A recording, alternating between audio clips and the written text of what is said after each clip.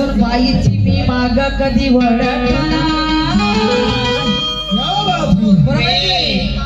आताच्या काळाची मुलगी वकील बनू शकते, आताच्या काळाची मुलगी पायलट बनू शकते, आताच्या काळाची मुलगी रेल्वे चालवू शकते, आताच्या काळाची मुलगी मास्तर का डॉक्टर का प्रत्येक भारताची राष्ट्रपती बनू शकते.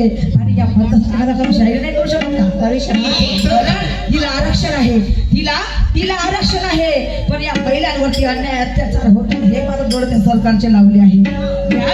या महिलांवरती अन्याय अत्याचार होत आहे. त्या 3 वर्षाच्या मुलीवरती अत्याचार झालं काय त्या मायवर जपून लागत. आणि म्हणून मला म्हणायचं हे माझ्या माया बहिणी तुम्हाला समजावून सांगते, फेका त्याचे ते 1500 रुपये त्या मोदी सरकारचे, त्या भाडखायाचे. हे मोदी सरकार उचल आपले 1500 रुपये. आम्हाला तुझे 1500 नाही पाहिजे, आम्हाला तुझे 1500 नाही पाहिजे.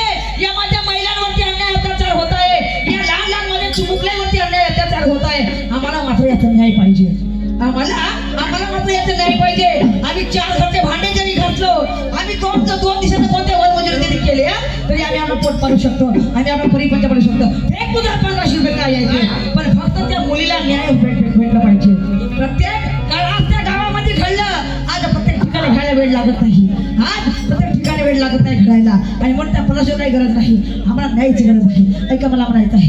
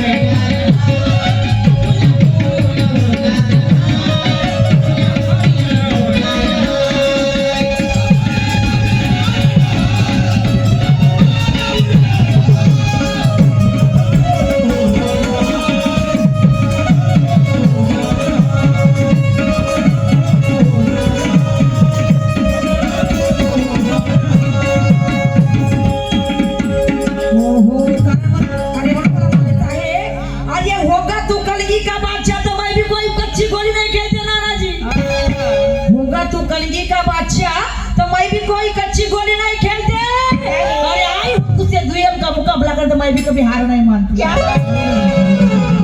परिणामाच्या गुजरात मी ते पूर्ण प्रयत्न करतो. समजलं का? काही लोक बोलत असतात, समजलं का? काही लोकांनी माझ्यासाठी लगेच काही सरेंडर रचून ठेवलं होतं, पण ते माझ्या पाठीशी माझा भगवंत उभा होता. समजलं का? मी त्या बाबाची सेविका आहे, खरोखरच बाबा माझ्या पाठीशी उभे आहे. समजलं का? आणि खरोखरच माझ्या पाठीशी माझा भगवंत उभा आहे आणि तो माझा केसाचा धक्का लागला आहे. समजलं का? जमेपर्यंत जेवढं माझ्याशी जमते तेवढं मी करते. आणि म्हणून काला समजलं का? चालणारा रस्त्यावर करायला म्हणतात ना, हाथी चले बाजारों कुत्ते भूखे हजार, भोंकने वाले वो सारे गांव में रह गए और बिग बिग भोंकने वाले सारी दुनिया में डर गए. समजलं का? ऐसे कुत्ते कितने भोंकते हैं. ऐका मला म्हणायचं आहे.